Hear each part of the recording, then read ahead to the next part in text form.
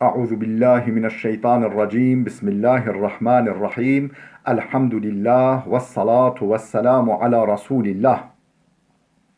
Değerli arkadaşlar, Hazreti Ali'den Hikmet Parıltıları isimli kitabımızdan ikinci sunumumuzu gerçekleştirmek üzere birlikteyiz.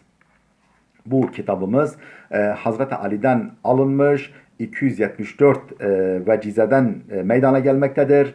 Bu vecizeler tarafımızdan tercüme edilmiş Türkçe'ye ve şerh edilmiştir, açıklanmıştır. Geçen sunumumuzda Hazreti Ali'den bu kitabımızın, Hazreti Ali'den Hikmet Parıltıları isimli bu kitabımızın ön sözünü paylaşmıştık.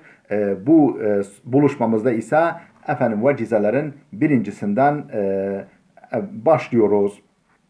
Bu vecizeler alfabetik olarak, yani Arapça alfabe sırasına göre elif, ba, ta şeklinde alfabetik olarak sıralanmış ve 274 vecizeden meydana gelmektedir. Birinci vecizesi şudur: Ahsin ilel musii tesudhu. Ahsin ilel musii tesudhu.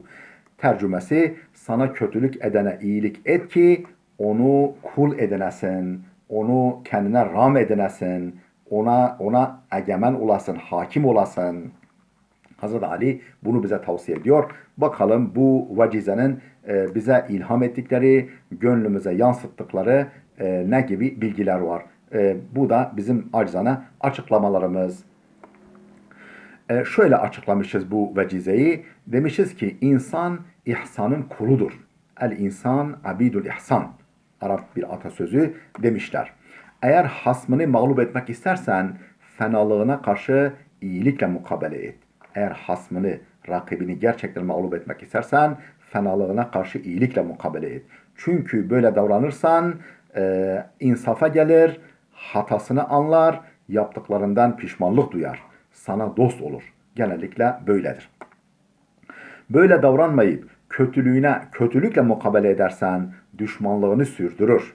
Görünüşte mağlup bile olsa kötülük için sürekli fırsat kollar. Yıllar sonra da olsa eline fırsat geçtiğinde hemen değerlendirir.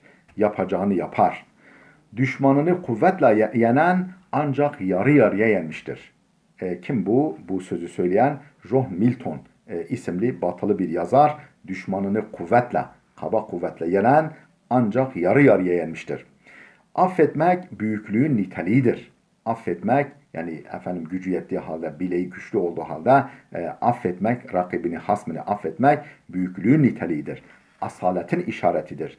Kin gütmek, intikam peşinde koşmak ise asil bir insana yakışmaz. Birinci vecizemizi bu şekilde orijinalini sunduk, tercüme ettik ve açıklamasını da paylaştık. İkinci vecizesi İhfa'u şedaidi minel muru'ati. İhfa'u şedaidi minel muru'ati. Tercümesi: sıkıntılarını ulu orta herkese söylememek iyi bir kişiliğin işaretidir. İyi bir kişiliğin gereğidir. Hazreti Ali bunu tavsiye ediyor. Sıkıntısını, derdini ilgili ilgisiz ulu orta yaymamak, paylaşmamak iyi bir kişiliğin muruatin, iyi bir kişiliğin işaretidir, göstergesidir, gereğidir. Açıklamalarımız şöyle: kişiliği oturmuş, şahsiyeti oluşup olgunlaşmış kimse içinde bulunduğu sıkıntı karşısında herkese dert yanıp durmaz. Sızlanmakla kendini acındırmaya kalkışmaz. Çünkü böyle bir tutum, yani sıkıntısını herkese açmak, kendisine acındırmaya kalkışmak, böylesi bir durum her şeyden önce Allah'ı kullara şikayet etmek anlamına gelir.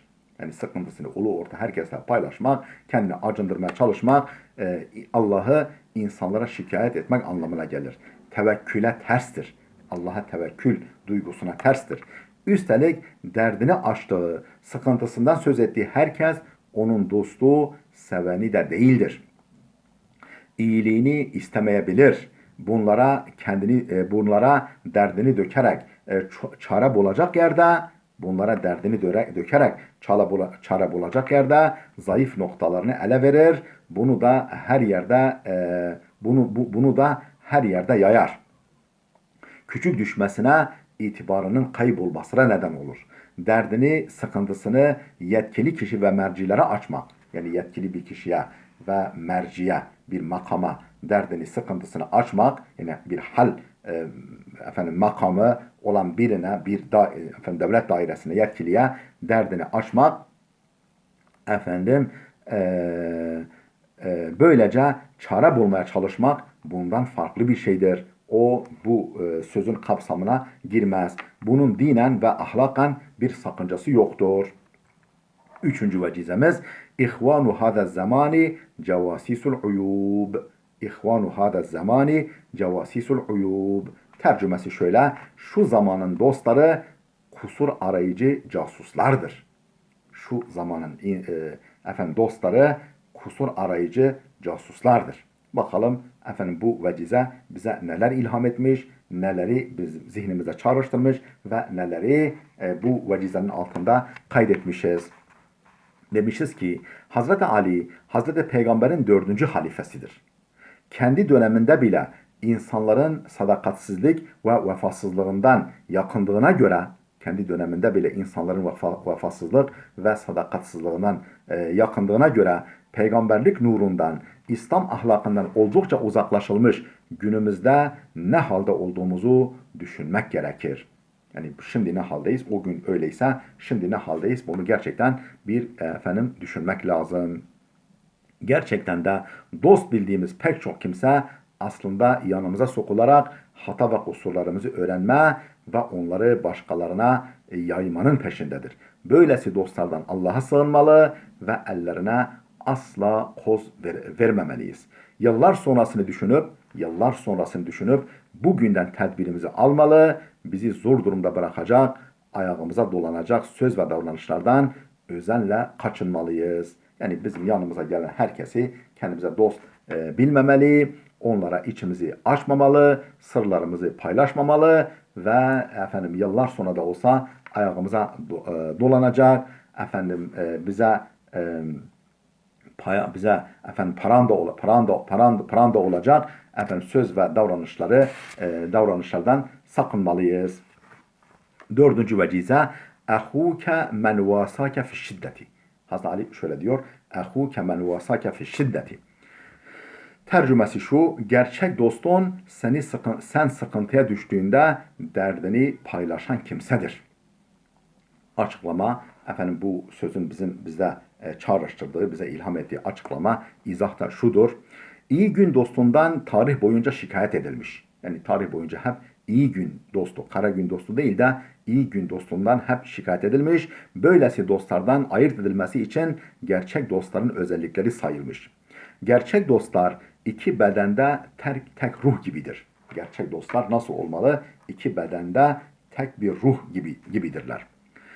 Birinin sevinci diğerinin de sevinci. Sıkıntısı öbürünün de sıkıntısıdır.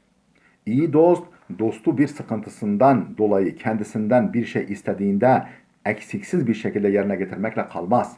İyi dost, bir sıkıntısı karşısında dostu kendisinden bir şey istediğinde bunu eksiksiz yerine getirmekle kalmaz. Neden dostu o duruma düşüp derdini açıncaya kadar halini sormadığından dolayı ayrıca derin bir üzüntü duyar. Yani ben dostumun halini önceden sormalıydım. Bu sıkıntısıyla kapımı çalmasına fırsat bırakmamalıydım. Bu kadar ihmalkar davranmamalıydım. Bundan dolayı üzüntü duyar.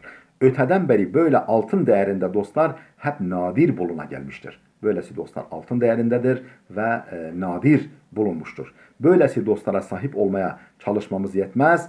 Ayrıca bu kalitede dost olup olmadığımızı da zaman zaman sorgulamamız gerekir. Yani biz de böyle miyiz? Yani böyle dostları aramak bir yana, onunla yetinmemek lazım. Bir de zaman zaman kendimizi otokritik edip gerçekten böyle dost muyuz, değil miyiz? Bunu da sorgulamamız lazım. Değerli dostlar, bu dersimiz, bu sohbetimiz de burada dursun. İnşallah gelecek sohbetimizde 5. vecizeden kaldığımız yerden devam edeceğiz. Allah'a emanet olun.